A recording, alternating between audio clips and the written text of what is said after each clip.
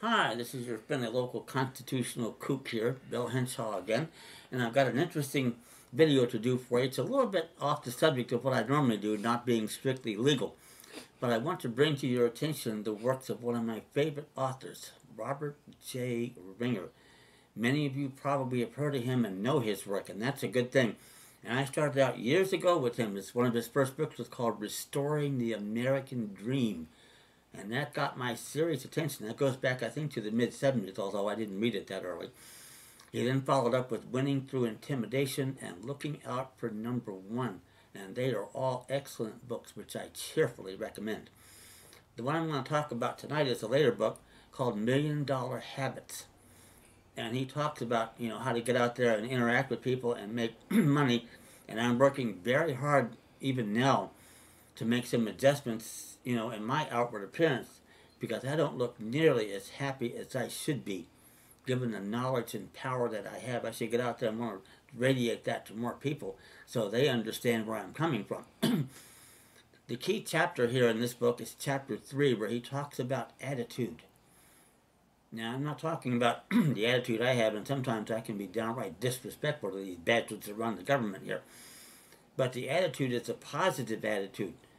Because once you learn, a lot of the issues that I advocate, unopposed issues of law and the real history of the United States, you really quickly get into the position to deal with these people effectively and put them down. Once you're able to do that a time or two, you get more and more confidence, and it gets easier and easier because the same issues come up again and again and again. And I'm telling you, if I would have had videos of my hearings in my South Carolina case, and I wish they'd made them, I would have paid a lot of money to get them. They didn't. And you see me shut the bastards down in 30 seconds after being in jail 72 days waiting for a hearing. 30 seconds, and I'm the one there in a red jail suit and manacled hand and foot, and they're the ones in trouble with the law, and they know it. That's the kind of attitude that you want to develop. And set them back and say, wait just a minute here, take a look at what the hell it is you're doing here. I'm not the one in trouble. You're the ones that are. You've been to law school. You have votes to uphold the Constitution. You're not doing it. What's the problem here? That's the attitude. Once you develop that, it gets really hard to get over on you, and it won't take 72 days. Now, in my case, there's some extenuating circumstances to that, but nevertheless, during the entire 7 months that I was in that South Carolina jail cell, they didn't come close to breaking me down one time. Not close to it. I would love to observe the effect on the people on the other side, especially the dumbass there that was prosecuting me, among other people. That had to be really, a bad thing for them to see that they can't get away with this. There are people out there who know what to do, when to do it, and how to do it. And that's going to make me a good chunk of change here out of these bastards by the time I get through with them.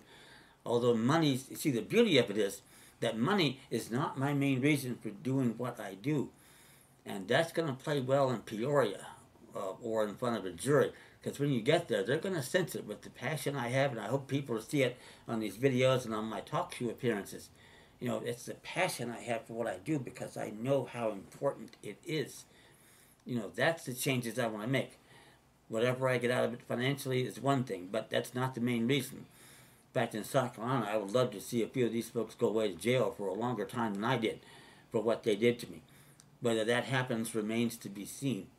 But money is secondary, and it always has been. And juries are going to love that. They're going to love what I do, and they're going to love what you do if you ever get in front of one of them. With this kind of attitude, that's a dead bang sure thing. I mean, juries just love people that are sincere. They're not in it for the money, and they have knowledge and passion. You have those attributes, you're going to go a long way in this life, just like I have. And at 70 years old, I'm telling you, my life is ahead of me. That's astounding. But that's the way it is, and you can change your lives in the same way.